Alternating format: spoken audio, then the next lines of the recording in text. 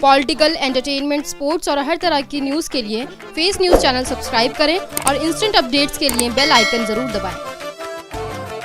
जमीयत सद्भावना मंच की एक अहम बैठक जमीयत के हेड ऑफिस में आयोजित की गई, जिसमें एक वोट एक रोजगार आंदोलन के प्रमुख प्रवीण सिंह काशी और डॉक्टर चंद्र प्रकाश ने भी अपने क्रांतिकारी विचारों से बैठक में मौजूद लोगों को अवगत कराया। इन्होंने अपनी अपील में कहा कि रोजगार का अधिकार कानून बनना चाहिए ताकि देश में बढ़ती बेरोजगारी को कंट्रोल किया जा सके। दिल्ली विश्वविद्यालय में 5000 से ज़्यादा एडहॉक प्रोफेसर्स हैं जिनकी लड़ाई मैं पिछले 4 साल से लड़ रहा हूँ, यानी मैं वहाँ भी एक्टिविज्म कर रहा हूँ, रोजगार के सवाल पे लड़ रहा हूँ। और प्रवीण भाई ये भी एक्टिविस्ट हैं, तो हम दोनों लोगों का मिलन हुआ और हमारे दोनों के सामने सबसे बड़ी चुनौती क्या है? देश में रोजगार। तो हम बचपन से गाना सुनते आए ना कि मजहब नहीं सिखाता आपस में बैर रखना, और एक गाना आया था बचपन में कि ना हिंदू बनेगा ना मुसलमान बनेगा, इंसान की औलाद है इंसान बनेगा। इंसान की सबसे इंपॉर्टेंट चीज क्या है? रोटी कपड़ा मकान। पूरा का पूरा जो फितरत है व्यक्ति की, जो 24/7 लगा हुआ है, किस में लगा है? इसी रोटी कपड़ा मकान में लगा हुआ है ना। और आज पूरा मुल्क पिछले 40 सालों का, अगर डेटा पे बात करता हूं मैं, हवाई बात नहीं करता, पिछले 40 सालों की बात करें, आज जो वर्तमान की बेरोजगारी का दर है वो सबसे ज्यादा है। और आज भारत युवाओं का देश है। जैसे बात चल रही ना कि युवा ड्रग्स में जा रहा है, युवा कुछ कर रहा है, युवा कभी कभी आत्महत्या के लिए। दिल्ली विश्वविद्यालय का एक प्रोफेसर, एडहॉक प्रोफेसर, निकाले जाने के बाद उसने सुसाइड कर लिया। एक बिना पढ़ा लिखा बच्चा जो कि बेरोजगार होगा, वो क्या कर सकता है? आप समझ सकते हैं। यहाँ पे प्रवीण ने बात किया, बहुत लोगों ने बात किया कि वो क्या कर सकता है, क्योंकि वो असहाय है, उसको कोई गाइड करने वाला, एक पढ़ा लिखा व्यक्ति अपने आप को नहीं संभाल पा रहा है, तो एक अनपढ़ या एक कम पढ़ा लिखा एक बच्चा मासूम उस क्या कर पाए? आज हम सब की जिम्मेदारी है क्या? देश को एक दिशा देगी। भारत विश्वगुरु था, है और रहेगा, मैं मान सकता हूँ, लेकिन अभी के हालात में हम क्या कर सकते हैं? कि हमारी तो इच्छा यही है कि भारत विश्वगुरु बने। मैं नहीं मानता हूँ भी है, बनाना है। और क्यों? क्योंकि हम देशभक्त लोग हैं, हम चाहते हैं कि हमारा देश विश्वगुरु बने, लेकिन बनेगा कैसे? उसकी हमको क्या है, उसकी हमको फिक्र है। इसीलिए आज हम यहाँ पे प्रवीण और हम आए हैं आप लोगों से क्या मांगने? आपका सहयोग मांगने। यहाँ पे कोई एक बात बताइए कि रोजगार से बड़ा देश की एकता का सवाल क्या हो सकता है? रोजगार किसको नहीं? हमने क्या कहा? एक वोट, क्या हिंदू का ही वोट है? क्या मुसलमान का ही वोट है? क्या सिख का ही वोट है? हर कौम का वोट है ना। एक वोट का बात कर रहे हैं, तो हम सबको जोड़ने का काम कर रहे हैं। इससे बड़ी सद्भावना की बात क्या होगी?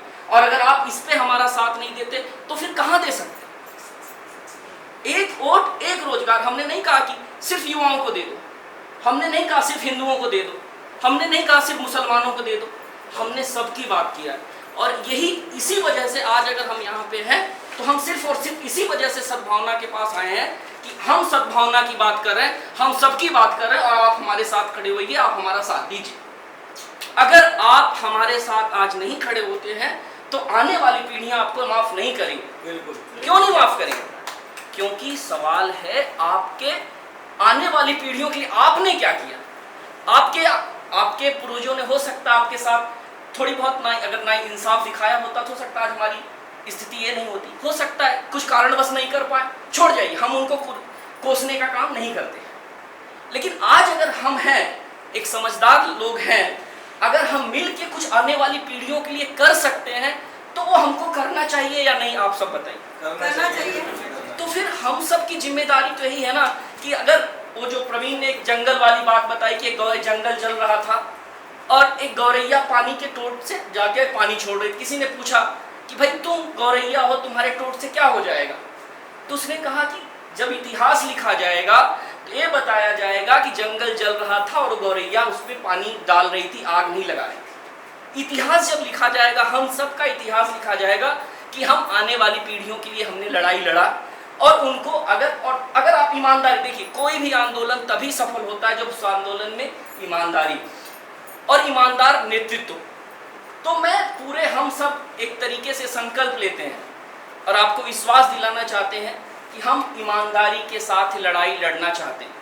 अब आप सबके सामने हम हाजिर हैं कि क्या आप सब हमारी मदद ईमानदारी से करना चाहते हैं?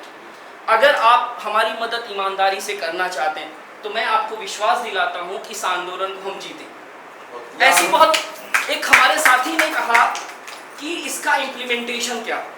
एक चीज़ और बताता हूँ, मैं गांधी को मानता भी हूँ और मैं विवेकानंद को भी मानता हूँ। विवेकानंद तो खुद कहते हैं उठो जागो और तब तक मत रुको जब तक कि अपनी मंजिल को प्राप्त ना करो। गांधी क्या कहते हैं? गांधी और टैगोर में थोड़ा थोड़ा फर्क था। गांधी और टैगोर में फर्क था रोटी का। टैगोर कहते थे एक व्यक्ति के लिए शिक्षा बहुत ज़्यादा जरूरी है, लेकिन गांधी कहते थे कि उस व्यक्ति के लिए रोटी बहुत इंपॉर्टेंट है। अगर व्यक्ति के पास रोटी नहीं है, अगर वो भूखा है, तो वो उसके लिए उस साहित्य, संगीत और शिक्षा का कोई मतलब नहीं हो सकता। तो हम तो बहुत शिक्षित हैं, हम तो पीएचडी हैं, पोस्ट डॉक्टोरेट हैं, हाईएस्ट जितनी पढ़ाई हो सकती है देश और विदेश से कर लिया, और देश के जो अच्छे विश्वविद्यालय हैं उसमें पढ़ाई करके आ गया। लेकिन अगर रोजगार नहीं है तो बहुत पढ़ने वाला व्यक्ति जैसे दिल्ली विश्वविद्यालय में सुसाइड किया, वही उसकी दशा होगी, और हम नहीं चाहते कि ऐसा हो। तो हम यही चाहते हैं कि जो रोटी का सवाल है ये बहुत इंपॉर्टेंट सवाल है। आज के समय में आप देखेंगे बेरोजगारी दर बहुत ज़्यादा है और नफरत का माहौल बहुत ज़्यादा है। अगर युवा रोजगार पे फोकस हो जाएगा तो क्या वो नफरत में वो दंगे करेगा क्या? अगर उसको समझ में आ जाएगा हमारा धर्म अलग नहीं, हमको सबसे ज्यादा जरूरत उस रोजगार की है, तो मुझे लगता है कि आपके जो दंगे हैं ना वो दंगे नहीं होंगे। वो सवाल करेगा रोटी रोटी के लिए, ना कि वो जाएगा जय श्री राम करने या जय अल्लाह कर, अल्लाह अकबर कर। हम धार्मिक लोग हैं, मैं धर्म को मानता हूँ, अपने मजहब को मानता हूँ, मैं बहुत तवज्जो देता हूँ लेकिन दूसरे धर्म का भी मैं सम्मान करता हूँ। लेकिन हमारे सामने सवाल क्या है? हमारे सामने सवाल है रोजी रोटी का। इस देश के युवा को बचाने का, जो देश में सबसे ज्यादा पॉपुलर, वर्ल्ड में, विश्व में सबसे ज्यादा युवाओं का देश कहा जाता है तो भारत को कहा जाता है, उनको बचाने का सवाल। मैं आ जाता हूँ एक छोटी सी बात पे अपने साथी के। देश में कहा जाता है कि 1% लोग हैं पूरे देश में, उस 70% संसाधनों के क्या है? स्वामी है कि नहीं? शायद सबको पता होगा। 1% रिसोर्सेज किसके पास है? 70% रिसोर्सेज 1% लोग के पास है, और 30% रिसोर्सेज पे 70% तो एक बात आप समझिए कि अगर 1% लोग कर देते हैं, कोई डाउट नहीं, वो उनकी कारपोरेट सोशल रिस्पॉन्सिबिलिटी है, उसको तवज्जो देते हैं, कोई दो राय। वो 1% देते हैं, थोड़ा बढ़ा के अगर 3% 4% कर दे, थोड़ा सा स्वेच्छा से, आप समझिए कि कितना रेवेन्यू आपके लिए जनरेट हो जाएगा। एक बहुत बड़ा, जिसको कि हम प्रवीण आपस में बात करते हुए हमने मजाक में कहा कि भाई भारत माता की जय बोलने से काम नहीं चलेगा, भारत माता के लिए आपको करना पड़ेगा। अगर आप भारत माता की जय करते हो तो भारत माता के लिए कुछ करोगे भी कि नहीं करोगे? तो उसमें सबसे ज्यादा जिम्मेदारी किसकी है? जो बेचारा फटेहाल है उसकी जिम्मेदारी है, जो रिक्शे वाला है, जो साइकिल वाला, जो पैदल चलता है। क्या उसने आपके देश की पर्यावरण को प्रदूषित किया, जल को प्रदूषित किया, वायु को प्रदूषित किया, कार्बन डाइऑक्साइड फैलाया, कार्बन मोनोऑक्साइड? उसने नहीं किया ना। जिसने उस रिसोर्सेज को सबसे ज्यादा पोल्यूटेड किया है, सबसे ज्यादा यूज किया है, और जिसके पास सबसे ज्यादा, थोड़ा सा बढ़ा के अपना दरिया दिल नहीं दिखा सकता? अगर वो थोड़ा दरिया दिल दिखाता है तो क्या लगता है इस समस्या का समाधान नहीं हो सकता? हमने पूरा गुणा गणित सब किया है दोस्त, और हम आपके साथ बैठ के उस पर बात करेंगे कि हम किस तरीके से उस चीज़ों को प्राप्त कर सकते हैं। हम ऐसा नहीं कि सिर्फ मैं यहाँ बोलने चला या रोजगार रोजगार रोजगार, सरकार कहेगी कहाँ से रोजगार, हम उसको बताएंगे कहाँ से आप रोजगार जनरेट कर सकते हो और उसका कैसे, और उसका किस तरीके से आप समाधान कर सकते हो। तो हम सब पढ़े लोग हैं, पढ़े लिखे लोग हैं, और हवाई बात करने वाले नहीं कि हमको कोई चुनाव जीतना है और हमने कह दिया एक साल में हमें 1 करोड़ नौकरियां देंगे और फिर बाद में ढाक के 3 पाँच, ऐसे लोग नहीं। हम ईमानदारी के साथ, पूरी जिम्मेदारी के साथ आपके बीच में आए हैं, आपके सहयोग के लिए आए हैं। अगर आपने हम लोगों को ईमानदारी के साथ अगर सहयोग दिया तो हम पूरी ईमानदारी के साथ कहते हैं इस आंदोलन को हम मंजिल तक पहुंचा के रहेंगे, कोई भी ताकत इसमें रोक नहीं सकती। ज़्यादा कहने को कुछ नहीं है, प्रवीण ने बहुत बातें आपको समझा दिया है, मौलाना साहब ने बहुत, हमारे बड़े भाई की तरह हैं, संरक्षक की तरह हैं, और एक बहुत नेक दिल इंसान है।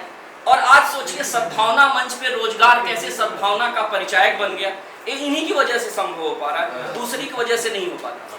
तो इसलिए मैं चाहूंगा कि आप सब लोग जुड़िए, क्योंकि ये सवाल महिला सम्मान का है, ये सवाल हर व्यक्ति के सम्मान का, right to life with dignity. जो प्रवीण ने कहा आर्टिकल 21 हमारा संविधान है ना, हमारा संविधान इस बात की गारंटी देता है कि आपकी जिंदगी कुत्ते बिल्ली वाली नहीं होनी चाहिए, आपकी जिंदगी स्वाभिमान की होनी चाहिए।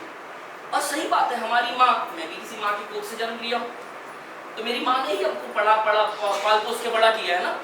वो माँ सुबह से उठ के रात तक काम करती थी हमारे लिए, उसको क्या मिलता है? कुछ। समझ सकते हैं आपकी आने वाले वक्त में हम किस तरीके से इसको जोड़ सकते हैं। तो आप सब अगर साथ देते हैं तो मुझे लगता है कि इसको जीता जा सकता है।